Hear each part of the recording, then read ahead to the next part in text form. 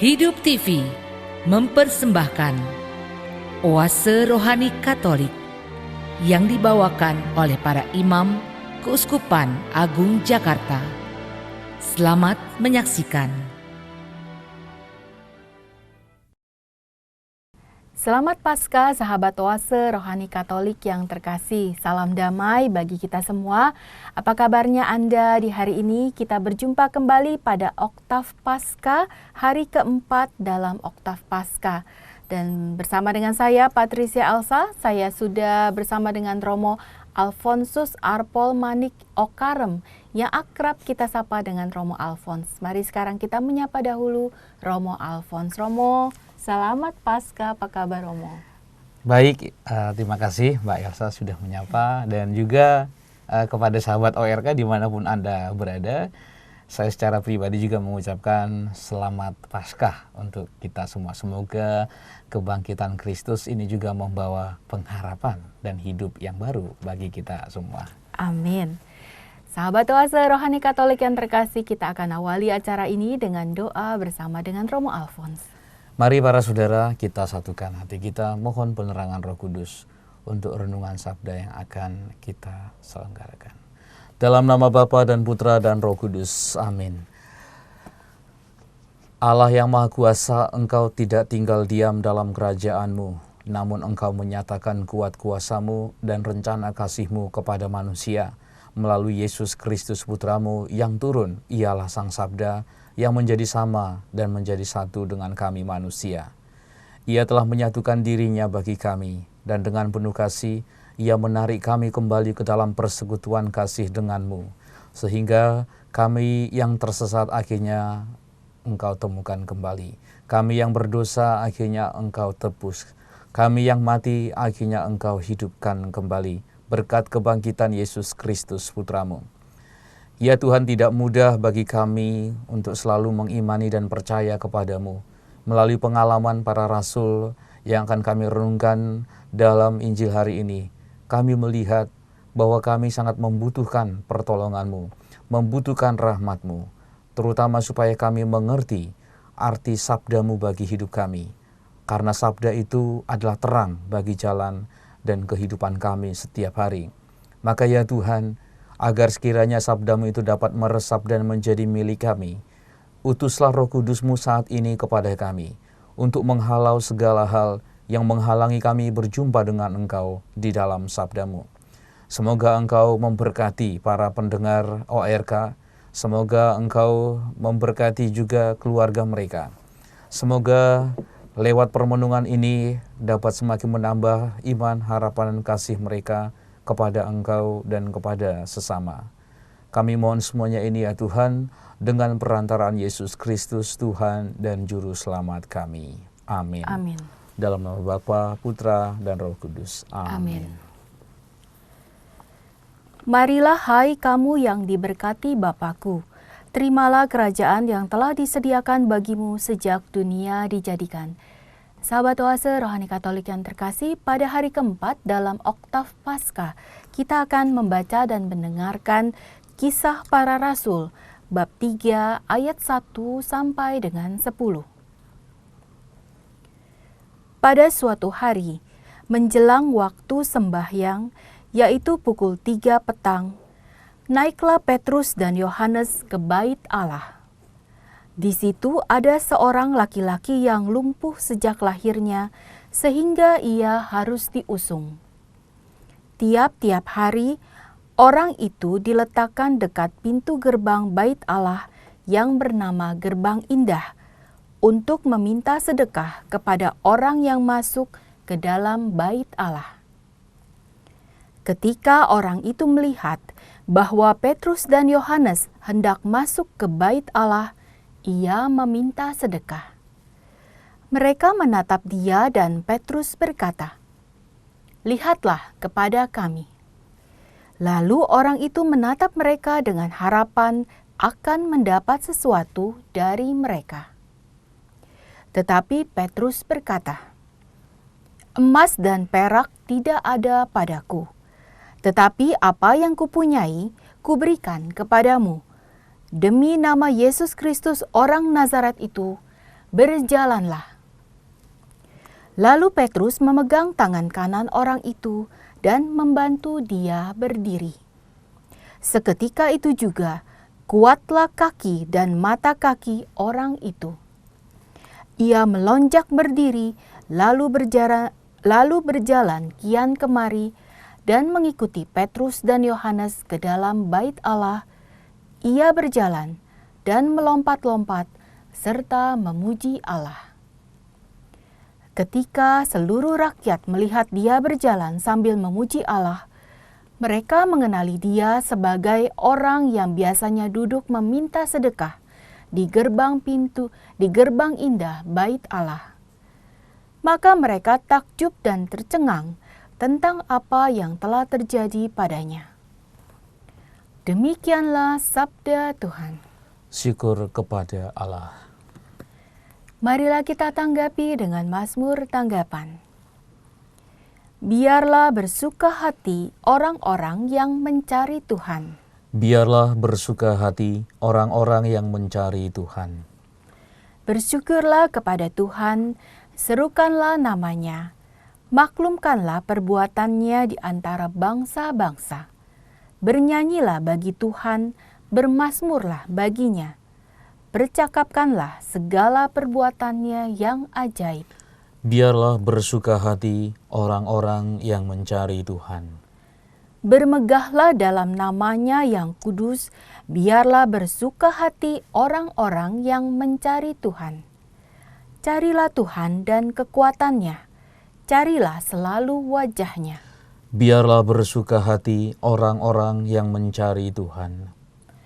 Hai anak cucu Abraham, hambanya, hai anak-anak Yakub pilihannya, dialah Tuhan Allah kita, ketetapannya berlaku di seluruh bumi.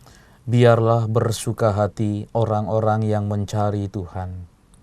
Selama-lamanya ia ingat akan perjanjiannya, akan firman yang diperintahkannya kepada 1000 angkatan, akan perjanjian yang diikatnya dengan Abraham, dan akan sumpahnya kepada Ishak. Biarlah bersuka hati orang-orang yang mencari Tuhan. Sahabat Oase Rohani Katolik yang terkasih, marilah kita siapkan hati, kita akan mendengarkan Injil Yesus Kristus menurut Lukas, bab 24, ayat 13 sampai dengan 35. Tuhan sertamu Dan sertamu juga. Inilah Injil Yesus Kristus menurut Lukas. Dimuliakanlah Tuhan. Pada hari Sabat, sesudah Yesus dimakamkan, 2 orang dari murid-murid Yesus pergi ke sebuah kampung bernama Emmaus, yang terletak kira-kira 7 mil jauhnya dari Yerusalem. Dan mereka bercakap-cakap tentang segala sesuatu yang telah terjadi. Ketika mereka sedang bercakap-cakap dan bertukar pikiran, datanglah Yesus sendiri mendekati mereka, lalu berjalan bersama-sama dengan mereka. Tetapi ada sesuatu yang menghalangi mata mereka, sehingga mereka tidak dapat mengenali Dia. Yesus berkata kepada mereka, "Apakah yang kamu percakapkan sementara kamu berjalan?" Maka berhentilah mereka dengan muka muram. Seorang dari mereka, namanya Kleopas, menjawabnya, "Adakah engkau satu-satunya orang asing di Yerusalem yang tidak tahu apa yang terjadi di situ pada hari-hari belakangan ini?" Katanya kepada mereka, "Apakah itu?" Jawab mereka, "Apa yang terjadi dengan Yesus orang Nazaret? Dia adalah seorang nabi yang berkuasa dalam pekerjaan dan perkataan di hadapan Allah dan di depan seluruh bangsa kami. Tetapi imam-imam kepala dan pemimpin-pemimpin kami telah menyerahkan Dia untuk dihukum mati, dan mereka telah menyalibkannya. Padahal kami dahulu mengharapkan bahwa Dialah yang datang untuk membebaskan bangsa Israel. Tetapi sementara itu telah lewat 3 hari sejak semuanya itu terjadi, dan beberapa perempuan dari kalangan kami telah mengejutkan kami. Pagi-pagi buta, mereka telah pergi ke kubur dan tidak menemukan mayatnya. Lalu mereka datang dengan berita bahwa telah kelihatan kepada mereka malaikat-malaikat yang mengatakan bahwa Yesus hidup. Dan beberapa teman kami telah pergi ke kubur itu dan mendapati bahwa memang benar yang dikatakan perempuan-perempuan itu. Tetapi Yesus sendiri tidak mereka lihat. Lalu ia berkata kepada mereka, "Hai kamu orang bodoh, betapa lambannya hatimu, sehingga kamu tidak percaya akan segala sesuatu yang telah dikatakan para nabi. Bukankah Mesias harus menderita semuanya itu untuk masuk ke dalam kemuliaannya?" Lalu ia menjelaskan kepada mereka apa yang tertulis tentang dia dalam seluruh kitab suci, mulai dari kitab-kitab Musa dan segala kitab nabi-nabi. Sementara itu, mereka mendekati kampung yang mereka tuju. Ia berbuat seolah-olah hendak meneruskan perjalanannya. Tetapi mereka mendesaknya dengan sangat. "Tinggallah bersama-sama dengan kami, sebab hari telah menjelang malam dan matahari hampir terbenam." Lalu masuklah ia untuk tinggal bersama-sama dengan mereka. Waktu duduk makan dengan mereka, ia mengambil roti, mengucap berkat, lalu memecah-mecahkan roti itu dan memberikannya kepada mereka. Ketika itu terbukalah mata mereka dan mereka pun mengenali dia. Tetapi Yesus lenyap dari tengah-tengah mereka. Kata mereka seorang kepada yang lain, "Bukankah hati kita berkobar-kobar ketika ia berbicara dengan kita di tengah jalan dan ketika ia menerangkan kitab suci kepada kita?" Lalu bangunlah mereka dan langsung kembali ke Yerusalem. Di situ mereka mendapati ke-11 murid. Mereka sedang berkumpul bersama teman-teman mereka. Kata mereka kepada kedua murid itu, "Sungguh, Tuhan telah bangkit dan telah menampakkan diri kepada Simon." Lalu kedua orang itu pun menceritakan apa yang terjadi di tengah jalan dan bagaimana mereka mengenali Yesus pada waktu ia memecah-mecahkan roti. Demikianlah Injil Tuhan. Terpujilah Kristus. Terima kasih Romo Alfons untuk bacaan Injilnya. Sahabat Oase Rohani Katolik yang terkasih, kita sudah mendengarkan 2 bacaan pada kesempatan hari keempat dalam Oktav Paskah. Dan sekarang Romo Alfons akan memberikan kabar baik Injil kepada kita semua. Romo, silakan Romo. Terima kasih Mbak Elsa dan sahabat-sahabat ORK KAJ dimanapun Anda berada. Senang bertemu kembali karena sekarang kita masuk dalam situasi Paskah, situasi kegembiraan dan situasi penuh dengan sukacita. Nah, para saudara, sebetulnya kita bisa membuat atau menarik sebuah garis atau benang merah antara bacaan pertama dan kemudian bacaan Injil. Kita harus memahami tentang situasi saat itu ketika Yesus akhirnya disalibkan dan wafat. Ya. Dan apa yang terjadi, Mbak Elsa dan sahabat ORK saat itu? Para murid itu mengunci pintu. Ya. Mereka mengunci jendela, mereka menutup diri. Kenapa mereka menutup diri? Karena mereka takut. Mereka takut karena Yesus yang menjadi tumpuan, menjadi harapan bagi mereka, mati secara sia-sia dalam pandangan mereka saat itu. Kalau kita sekarang kan kita sudah tahu bahwa Yesus akan bangkit. Tapi mereka pada saat itu tidak. Jadi kita masuk ke dalam situasi mereka pada saat itu. Nah, ketakutan itu yang menghantui mereka. Ya. Ketakutan itu yang menutup hati mereka. Ya. Para saudara, kalau Anda atau kita atau saya ya, kita seringkali mengalami yang namanya ketakutan-ketakutan ya dalam hidup ini ya. Mulai dari takut kecoa ya, takut mobilnya tergores, untuk perempuan takut gendut ya. Jadi luar biasa. Ada banyak ketakutan, takut jomblo, takut tua. Takut tua. Takut tua ya, semua ingin muda dan seterusnya ya. Ada banyak ketakutan-ketakutan yang kita hadapi. Dan terutama tentu yang paling besar ketakutan akan kematian. Takut akan mati. Nah, ketika itu Yesus datang. Ya, jadi Yesus ini setelah mati dia tidak langsung naik ke surga nih. Jadi Yesus ini berkeliaran dulu ya. Dia pergi lihat situasi para murid. Apa nih yang terjadi dengan murid-murid saya? Jadi waktu itu dia menampakkan diri kepada perempuan-perempuan yang datang hendak berziarah ke kubur Yesus. Dia menampakkan diri kepada kedua murid di Emmaus. Jadi dia sedang melihat-lihat situasi para muridnya apa.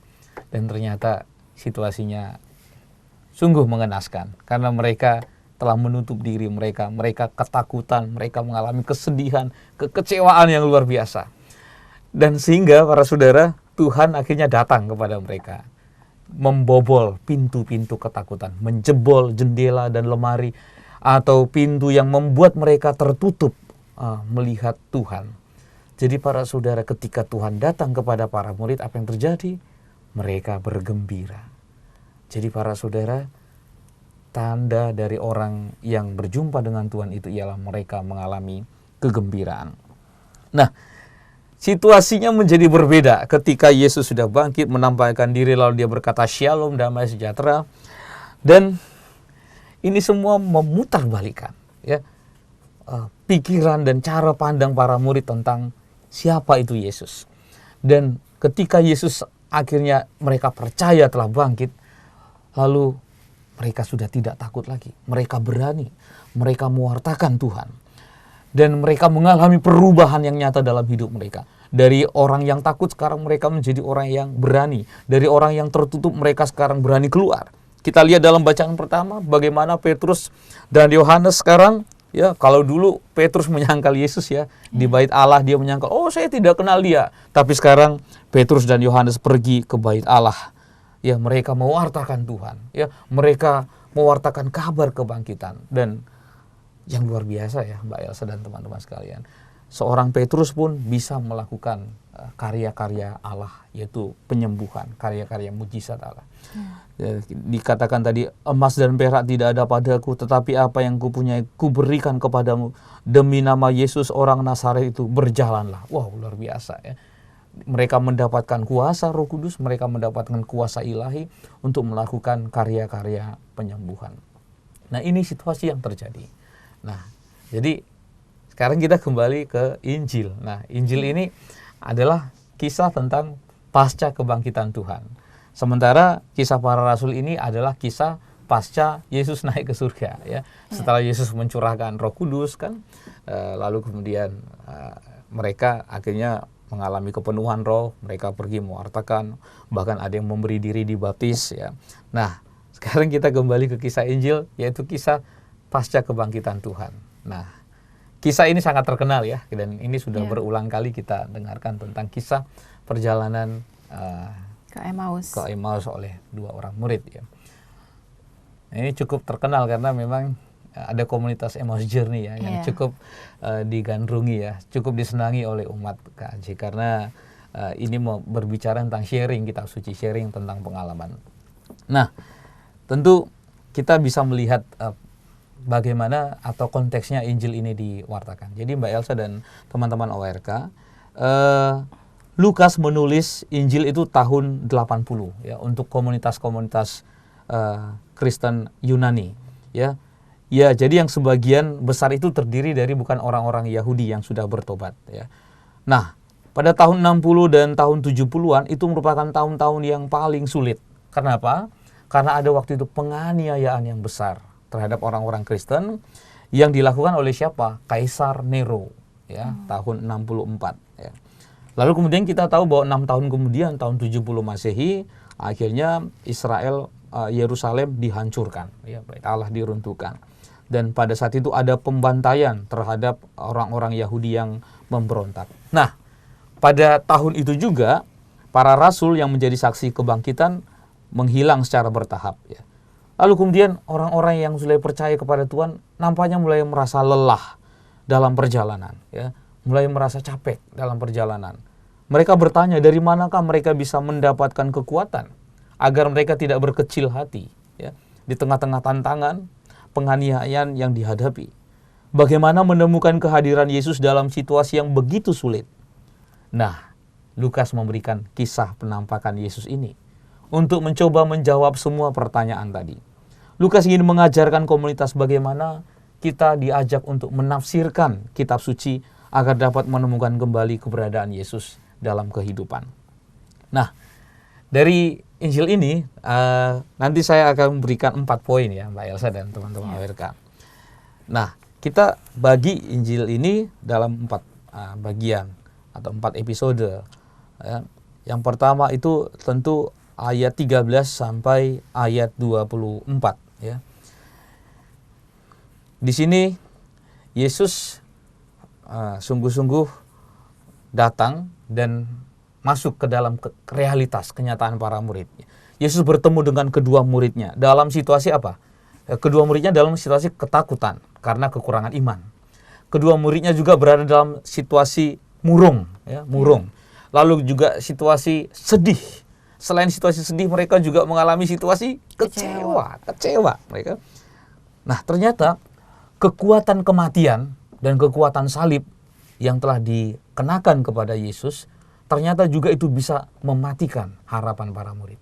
Jadi ternyata kekuatan kematian, kekuatan hukuman kejahatan yang dikenakan kepada Yesus itu juga dengan serentak mematikan harapan para murid, termasuk 2 orang ini. Nah, jadi para saudara, ini zaman para murid, ini situasi kebanyakan orang pada zaman Lukas dan mungkin juga kebanyakan situasi pada zaman kita, Mbak Elsa dan sahabat ORK. Lalu Yesus mendekati mereka dan berjalan di samping mereka. Dia mendengarkan mereka, lalu kemudian ia bertanya, "Apa yang kamu percakapkan sementara kamu berjalan?" Lalu ketika itu ditanyakan oleh Yesus, lalu apa yang terjadi? Muncullah ideologi ya. Ideologi yang dominan pada saat itu dan kemudian konsep tentang Mesias yang dipercaya oleh agama Yahudi pada saat itu ya, mencegah mereka ini melihat Yesus ya.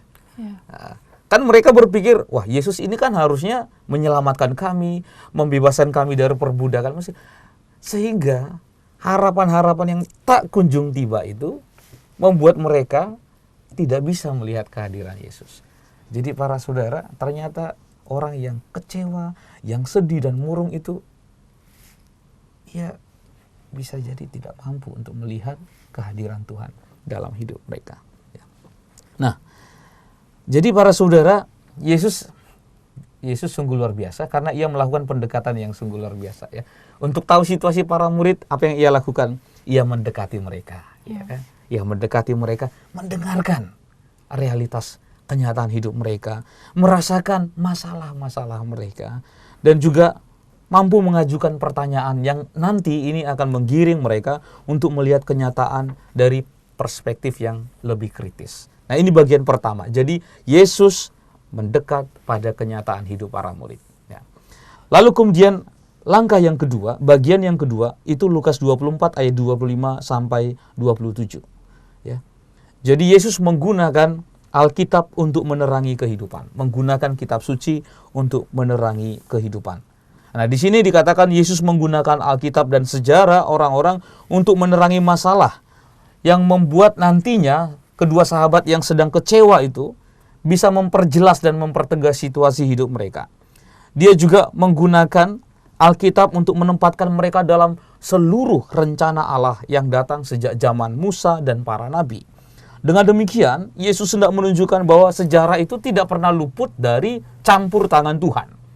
Sejarah tidak pernah luput dari penyelenggaraan Allah. Maka Yesus menggunakan Alkitab bukan seperti ahli Taurat ya, yang ia tahu segala-galanya. Kan ahli Taurat sangat tahu detailnya tentang hukum Taurat. Mereka hafal sungguh ayat-ayatnya di mana. Tapi Yesus itu menggunakan Alkitab seperti sahabat, Mbak Elsa dan teman-teman mereka. Sahabat yang datang untuk membantu teman-temannya yang sedang kesulitan dan mengingatkan sesuatu yang dilupakan. Itu kan salah satu fungsi sahabat ya. Datang untuk mengingatkan, datang untuk membantu. Jadi ia memperlakukan Alkitab ini menjadi teman. Sehingga para murid diingatkan kembali tentang rencana keselamatan Allah yang telah mereka lupakan karena Yesus telah mati. Yesus mencoba untuk membantu ingatan mereka. Ya, sehingga Yesus tadi berkata, "Hai kamu orang bodoh, betapa lambannya hatimu, sehingga kamu tidak percaya segala sesuatu yang telah dikatakan para nabi. Bukankah Mesias harus menderita semuanya itu untuk masuk ke dalam kemuliaannya?" Nah, dari bagian yang kedua ini, di mana Yesus menggunakan Alkitab untuk menerangi pikiran para murid, mungkin juga bisa kita terapkan bagi kita semua. Dengan Alkitab, itu bisa membantu orang untuk menemukan hikmat yang sudah ada di dalamnya. Ya, maka tahun ini tahun berhikmat. Salah satu sumber hikmat kita itu ialah kitab suci. Di sana kita bisa mengubah salib yang menjadi tanda kematian menjadi tanda kehidupan dan pengharapan. Apa yang mencegah mereka untuk berjalan, yaitu untuk maju terus di dalam Tuhan, karena kematian Tuhan. Justru sekarang kematian Tuhan itu justru menjadi kekuatan dan menjadi cahaya bagi mereka dalam perjalanan hidup mereka selanjutnya. Jadi bagaimana kita bisa melakukan ini di zaman kita dewasa ini? Nah, mungkin nanti kita akan bahas dalam sesi yang berikutnya. Iya. Makasih Romo Alfons, sangat menarik tadi yang sudah disampaikan Romo Alfons. Sudah 2 poin ya Romo ya. Yang pertama bagaimana tentang Yesus mendekati para murid menjadi hubungannya itu secara personal. Iya, dia tidak menjaga jarak ya. Betul. Lalu yang kedua tadi bagaimana Yesus juga memberikan tentang kumpulan tentang kisah-kisah dia dalam kitab suci, dan itu juga semakin menguatkan para murid dalam menerangi mereka, membuka mata mereka. Seperti tadi di kalimatnya ada sesuatu yang menghalangi mata mereka. Nah itu Yesus membukanya dengan tadi memaparkan tentang seluruh kitab suci dan kitab para nabi. Baik Romo, baru 2 poin ya, kita akan lanjutkan kembali. Tapi sahabat Oase Rohani Katolik, kita akan jeda sesaat. Hidup TV mempersembahkan Oase Rohani Katolik yang dibawakan oleh para imam Keuskupan Agung Jakarta. Selamat menyaksikan.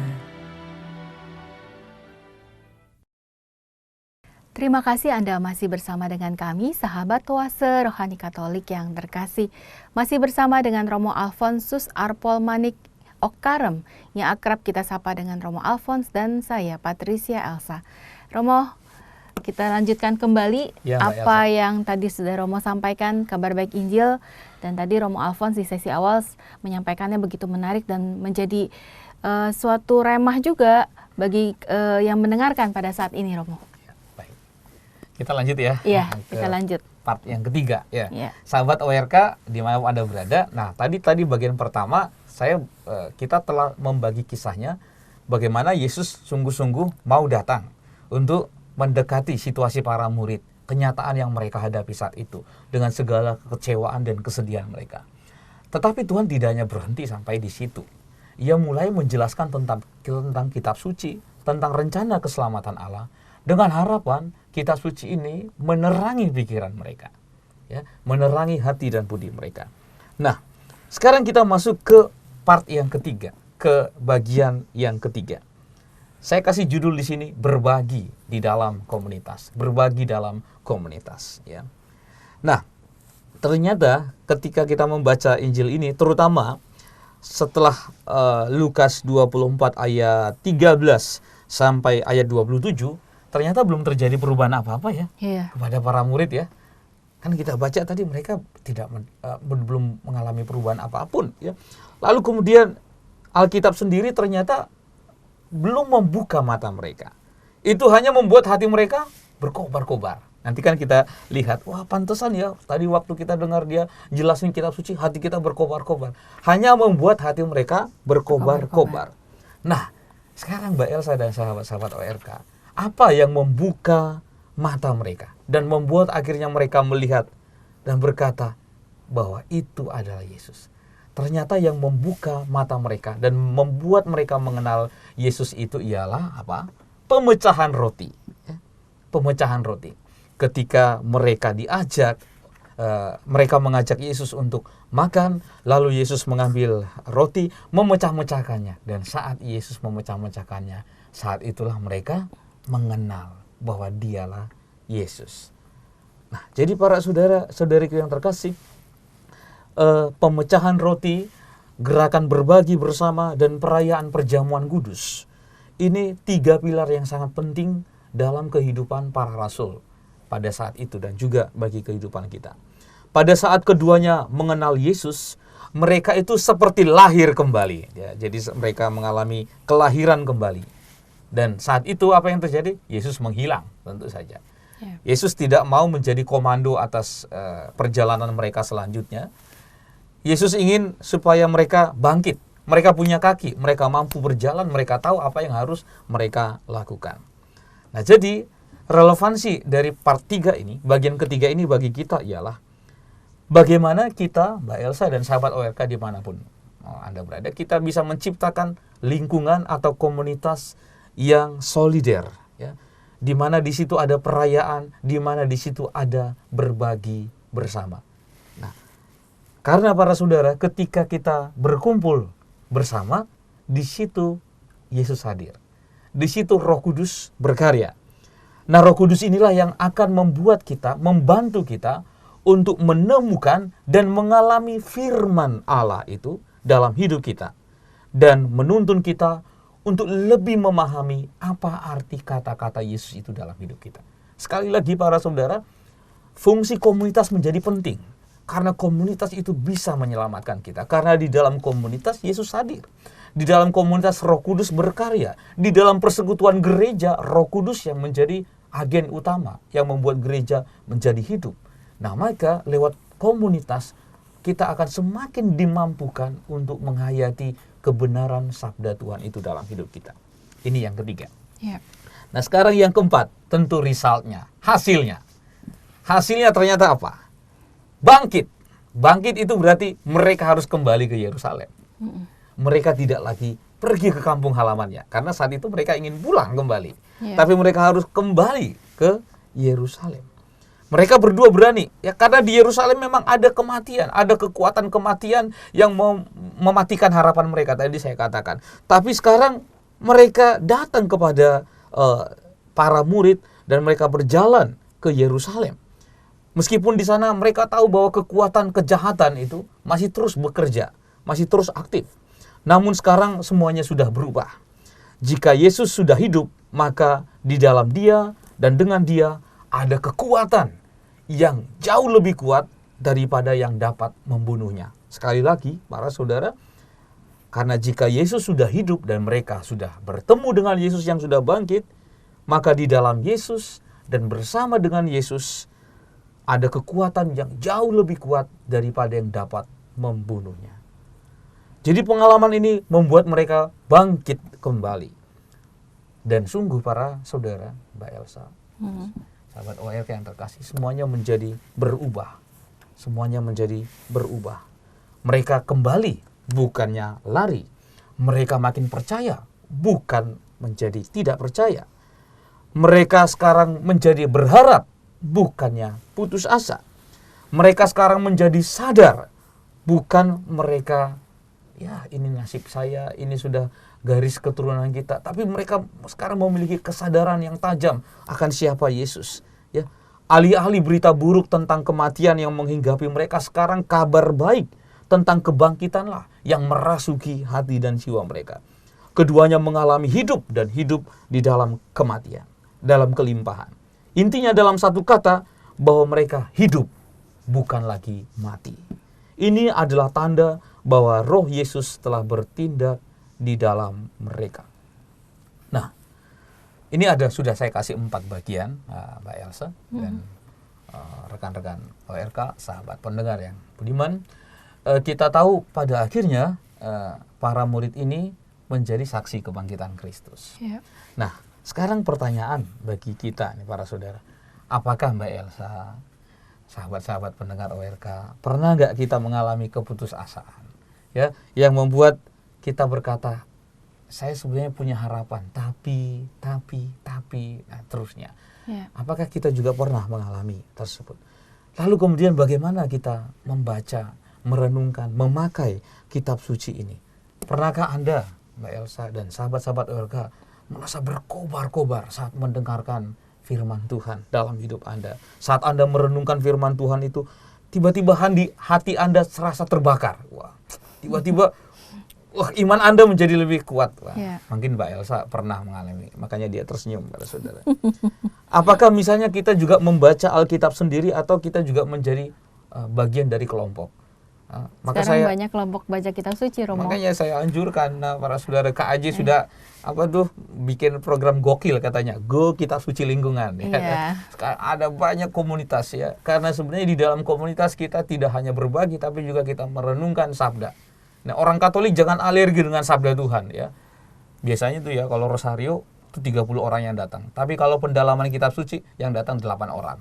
Karena soalnya alasannya ini, Romo, abis selesai itu disuruh sharing. Disuruh sharing. Itu yang menakutkan katanya. Disuruh sharing sesuatu yang menakutkan ya. Sesuatu yang orang Katolik tidak biasa untuk sharing gitu ya. Karena memang seringkali mungkin kita selalu berpikir tentang nanti sharing saya salah.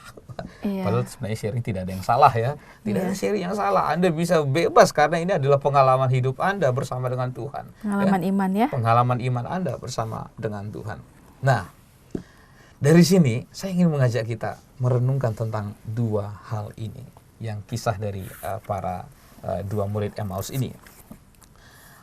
Ternyata yang menghalangi kita untuk melihat Allah, untuk berjumpa dengan Allah, ada dua hal. Yang pertama itu muka muram. Kita harus pasang tampang senyum. Iya, harus senyum, Romo. Karena kedua murid ini mukanya muram, para saudara. Sekarang juga orang Kristen harus bergembira. Paskah ya. Sekarang bukan prapaskah lagi. Sekarang harus bergembira. Muka muram. Artinya apa? Saat itu mereka berada dalam kesedihan yang berlebihan. Ya. Mbak Elsa, sahabat-sahabat ORK, kalau Anda mengalami kesedihan yang berlebihan, apa sih yang terjadi dalam hidup Anda? Anda pegang uang atau Anda pegang handphone, kadang-kadang bertanya, di mana handphone saya? Ya, padahal handphonenya ada di tangannya. Seringkali kita juga tidak melihat orang yang ada di samping kiri dan kanan kita. Orang yang terlalu larut dalam kesedihan, ia tidak mampu melihat keindahan hidup. Fokusnya ke dalam masalah dan kesedihan ya, Romo ya. Fokus dalam masalah, jadi ia tidak mampu untuk melihat keindahan hidup yang lebih baik. Nah, para saudara, analoginya demikian, para saudara. Bisakah, Mbak Elsa, ini saya bertanya, Mbak Elsa jawab.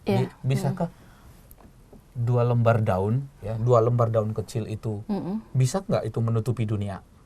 Tentu tidak bisa. Tidak bisa. Tentu tidak bisa menutupi dunia. Tapi seandainya, Mbak Elsa, kalau 2 lembar daun ini Anda taruh persis di kedua kelopak mata Anda, apa yang terjadi? Tidak bisa melihat apa-apa. Nah, banyak orang juga dewasa ini, yang mungkin juga orang Kristen, yang mukanya muram, karena ada hal-hal yang kecil, hal-hal yang seperti itu yang menutupi matanya untuk melihat hidup ini bahwa jauh lebih indah.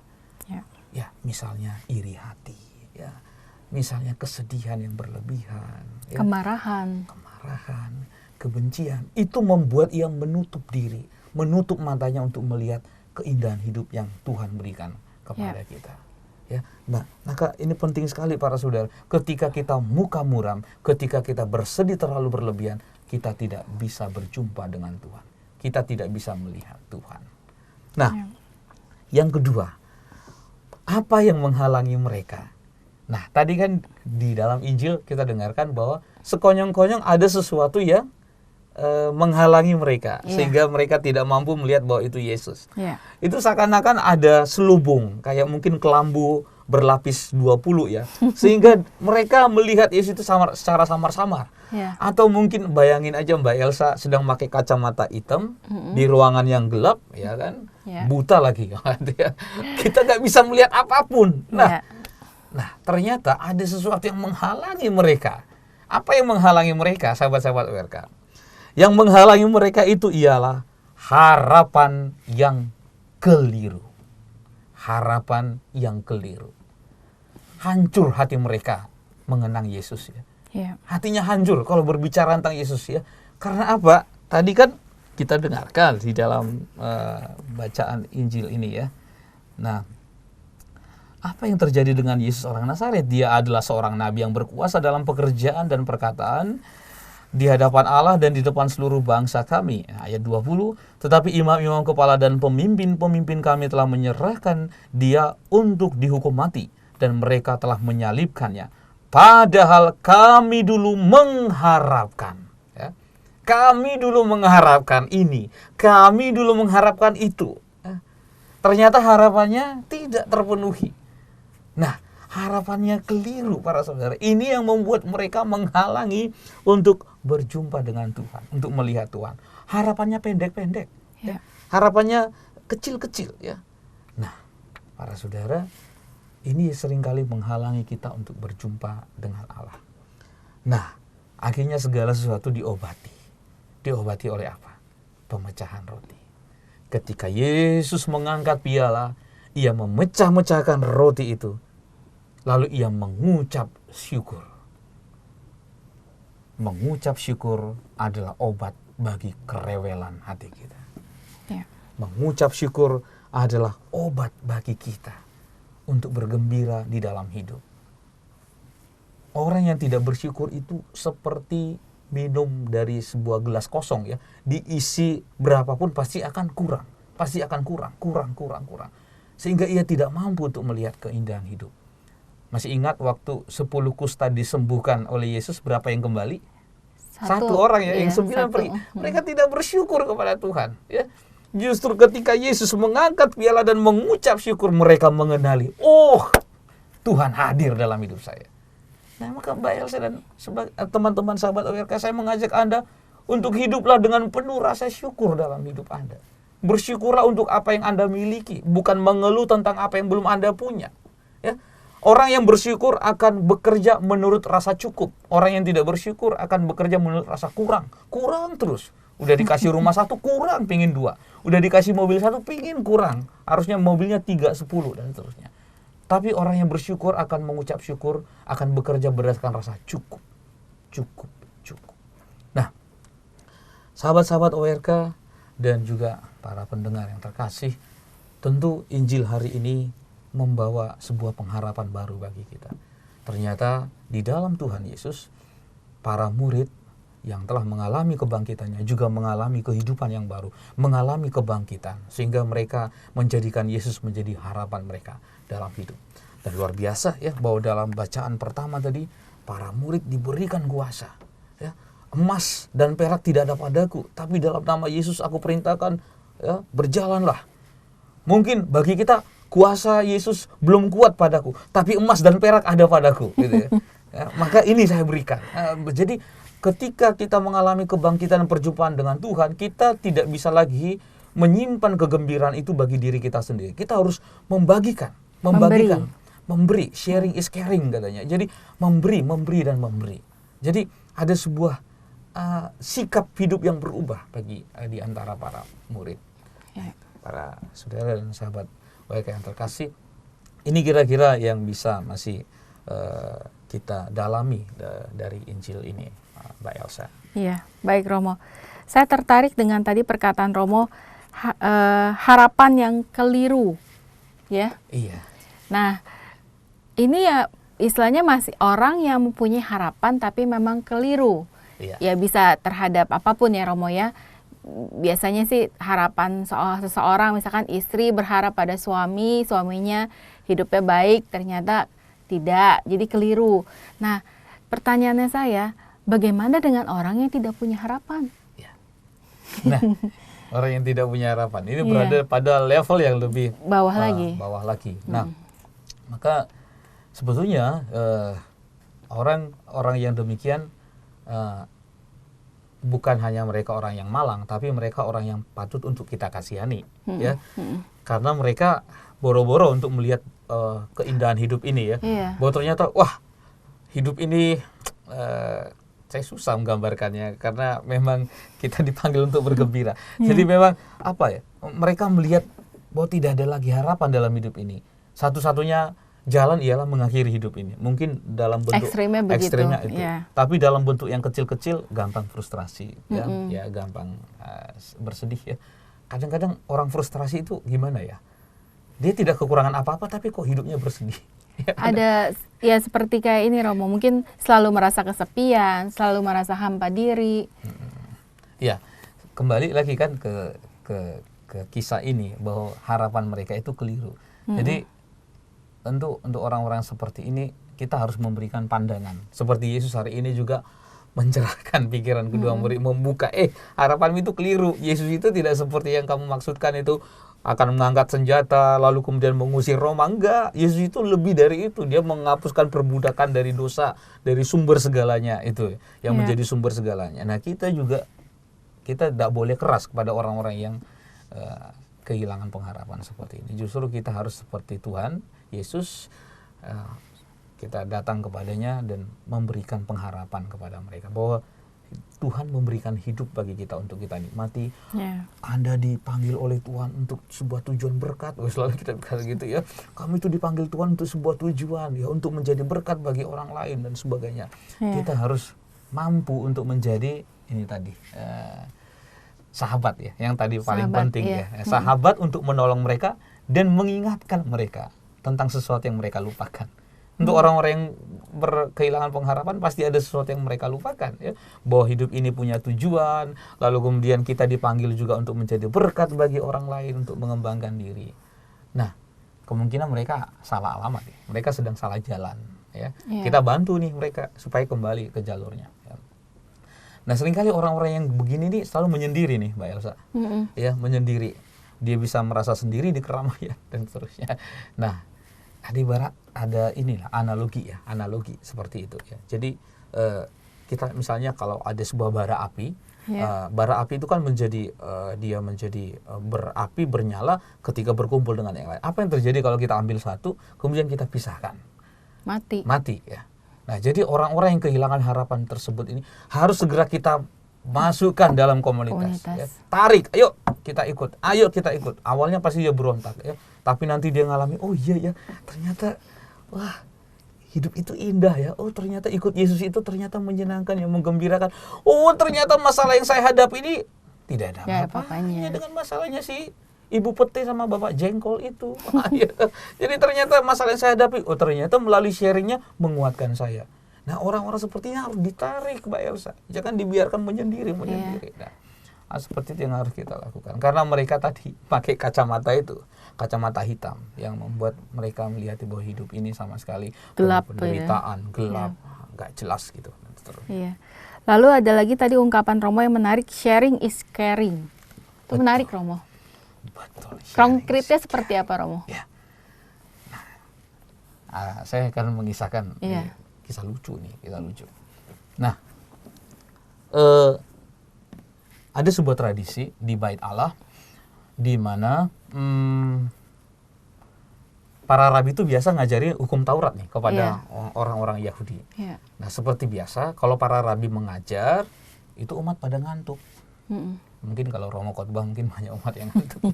Ya seperti itu kurang lebih ya. Nah, kemudian salah satu itu ada yang mendengarkan. Kebetulan dia orang yang cukup berada. Nah, saat si rabi menerangkan tentang hukum Taurat, sekonyong-konyong, ya seakan-akan dalam keadaan setengah sadar, dia mendengarkan 3 kata ini. Roti, persembahan, Tuhan. Roti, persembahan, Tuhan. Dia ulang-ulang. Apa nih maksudnya ini? Roti, persembahan, Tuhan. Sekonyong-konyong dia mendengarkan kata itu. Lalu dia berpikir, oh, Tuhan meminta saya untuk mempersembahkan roti. Jadi saya harus mempersembahkan roti untuk Tuhan. Wah, dia pergi ke rumah nih, Mbak Elsa. Kemudian dia olah, ya, kemudian dia bentuk roti, kemudian dia kasih ke altar Tuhan. Lalu dia berdoa sama Tuhan, Tuhan, gue juga nggak tahu kamu butuh roti saya atau enggak, gitu. Tapi udah deh, terserah kamu mau makan atau enggak. Kemudian dia pergi. Nah, tidak jauh dari situ ada petugas kebersihan di Bait Allah ini sambil dia nyapu, sambil dia mengeluh, Tuhan, istri saya sudah 3 hari sakit. Anak saya kelaparan. Tuhan, sudikah engkau menolong saya? Dia sambil berdoa, sambil mencucurkan air mata. Lalu kemudian dia mencium bau roti. Dia mendekat ke bau roti itu. Oh, ternyata di altar Tuhan ada roti. Lalu dia ambil roti itu, lalu dia kemudian berkata kepada Tuhan, Tuhan, secepat itukah engkau menjawab doaku? Dia bawa rotinya, lalu kemudian dia kasih ke istri dan anak-anaknya. Lalu si orang kaya ini berpikir, sampai di rumah, masa kan Allah itu butuh roti saya ya? Dia kan Allah yang Maha Kuasa. Dia bisa menciptakan atau dia bisa memenuhi kebutuhannya sendiri. Saya harus pergi ke Bait Allah, saya harus segera mengambil roti itu, keburu nanti ada orang yang mengambil dan mencurinya. Ia berlari ke Bait Allah, dan ketika ia lihat di Bait Allah, di altar ternyata rotinya sudah tidak ada.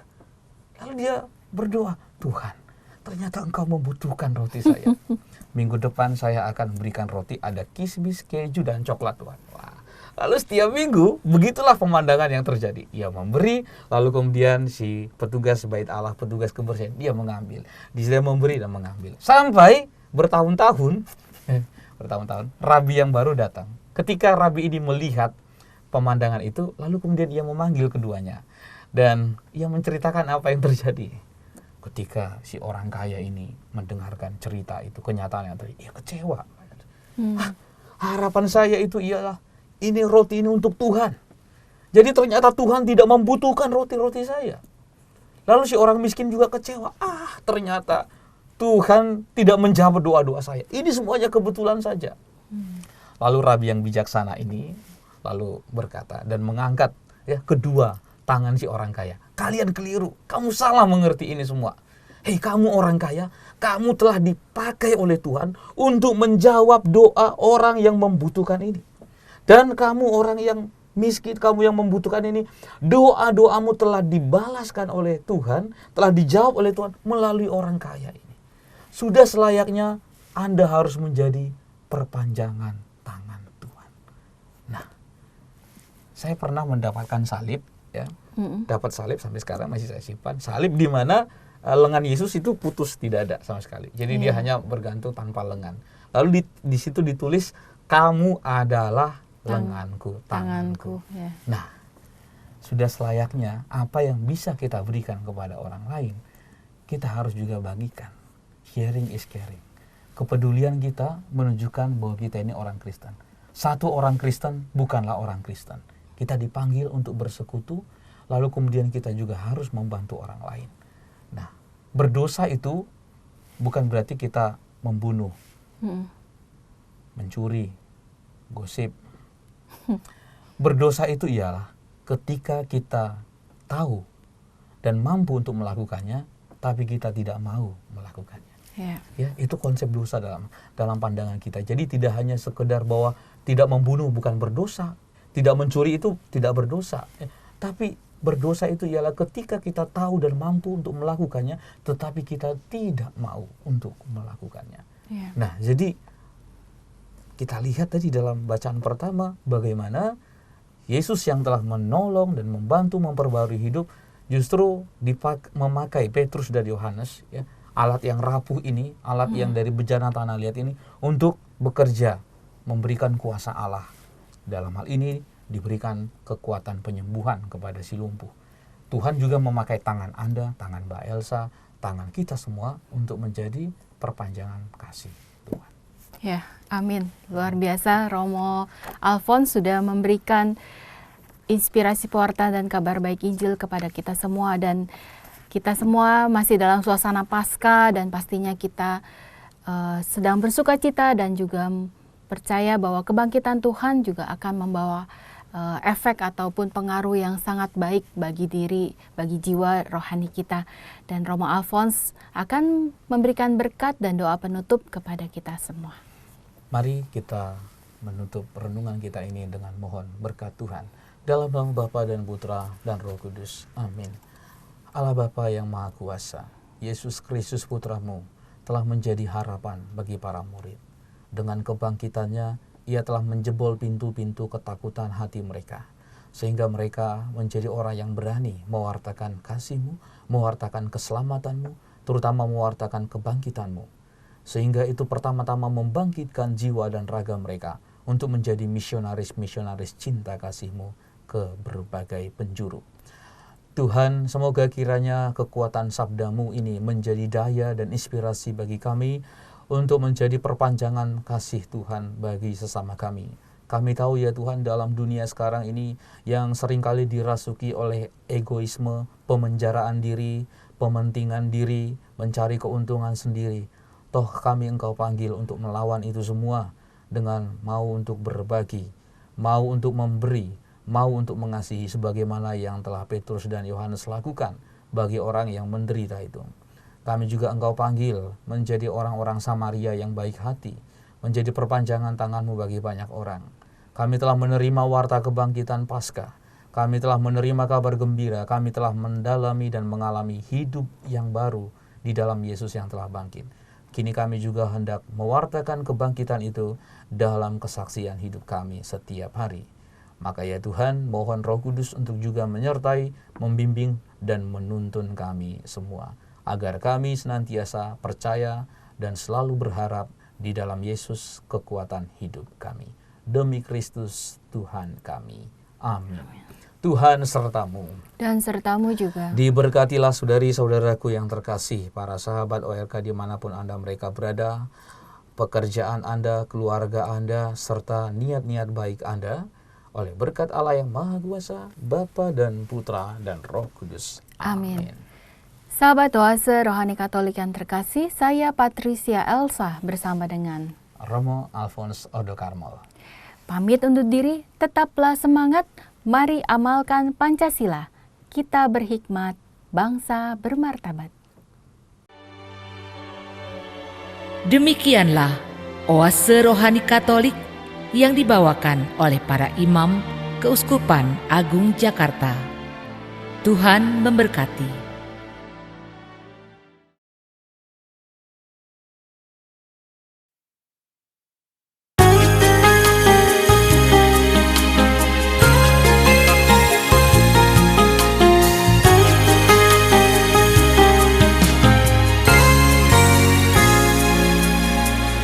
Siapa yang menganggap hidupmu tak berarti, dia pasti tak kenal Tuhan. Sebab Tuhan yang membuat manusia berharga, biar tak punya apa-apa. Lihatlah bunga bakung pun dihiasinya, burung pipit dipeliharanya. Terlebih engkau manusia dikasihinya, walau bersyukur pun tak bisa.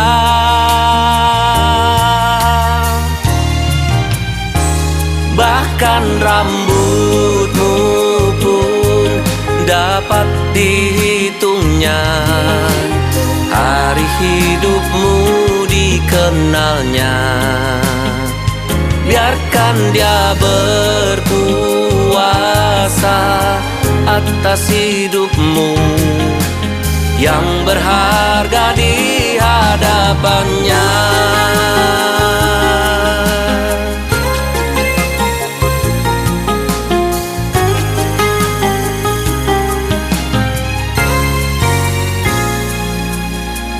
Hari hidup kita bagai bayang berlalu, bersamanya tak sia-sia.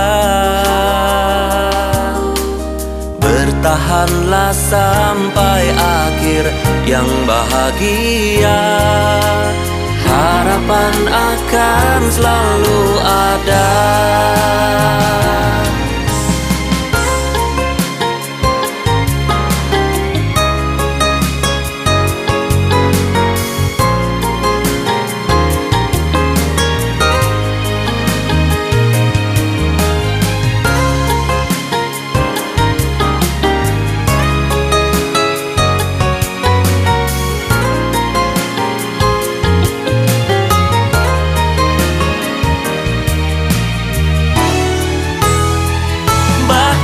Rambutmu pun dapat dihitungnya, hari hidupmu dikenalnya.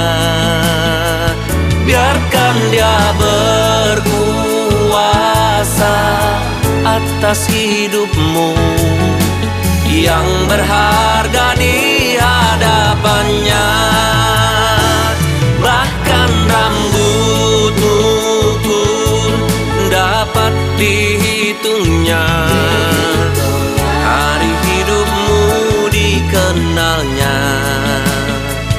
Biarkan dia berkuasa atas hidupmu, berharga.